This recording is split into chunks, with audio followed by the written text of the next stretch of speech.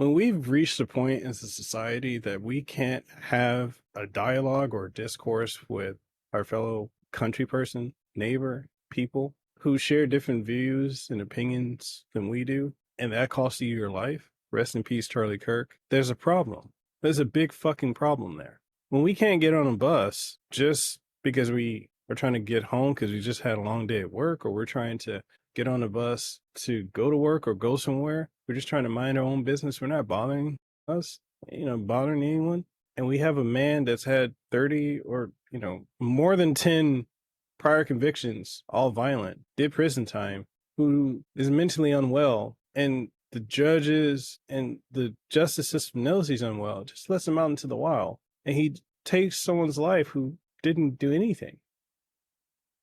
There's a problem here. We're at a time where it is absolutely crucial that things change. We can't sit around and normalize trying to inflict harm, physical harm, not emotional, Yeah, you saying this doesn't make me feel good. Fuck your feelings. Those are your feelings. Keyword, your, which means you own them. And if I hurt them by speaking truthfully, that's not my problem. That's yours. Maybe I could deliver the message better, but your feelings are yours. And I'm tired of us having to step around people's feelings like we're walking through a landmine because we don't know which one is going to explode if we say certain things. That feeling of being uncomfortable being around people who have real legitimate issues, but we can't say anything because they might cancel us. I'm so glad cancel culture's dying off. But the thing that's really alarming, and I think it's more so alarming for this younger generation coming up, Gen Z, I believe. And what's the other one? Gen A, Gen Alpha. For them coming up, and majority of them are already brainwashed into whatever is being taught to them, let alone a lot of them who just want to make their own decisions and think differently and develop themselves into an individual and not be part of a collective hive mind, where they don't get to see that as a norm, that people can have their own views and still coexist. That was a thing when I was growing up. Hey, they used to say sticks and stones may break my bones, but words can never hurt me. But now it's like the opposite of that. What has been normalized is your words can cause harm. You're harming people, which keyword for harming people is nowadays, because I ain't laying my hands on you, but I say something that makes you feel uncomfortable. Again, the word is you. You feel. I have no control over how you feel unless you're, anyways, I can't go there. I'm trying to keep it PG. But it's just interesting to me that people have this type of mindset. It's alarming. But if we can't have open and honest discussions with one another, then that means all communication has broken down and there is a massive divide there's no way to reach any type of resolution. And society can't function that way. People can't function together like that if we can't communicate. Like you and I, we could say, hey, we want to make a pizza. I want to make it with this base and put these toppings on.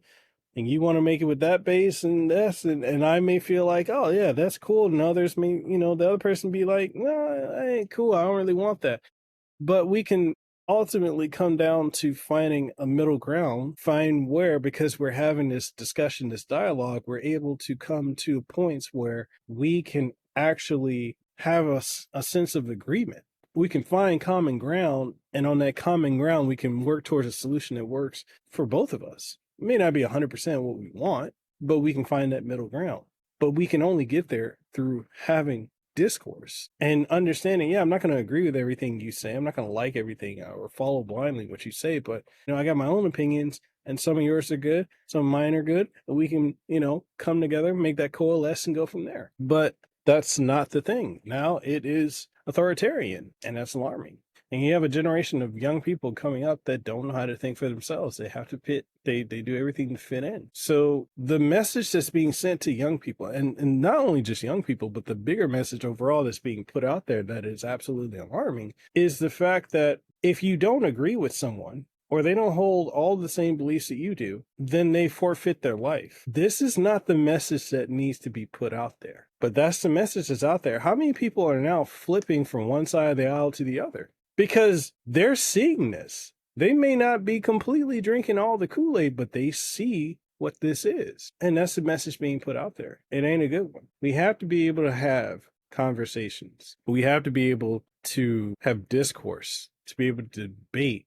And when you debate, you be able to back your stance with facts and evidence, not feelings, and understand that the opposition to whoever you're debating is not going to completely agree with you, but they may have some things correct and you may have some things correct. And again, in some way, shape, or fashion, you can coalesce. But if we're putting a message out there that just because they don't think like me, they now have no right to exist, it's a very dangerous slope to go down. These are some interesting times, some very interesting times.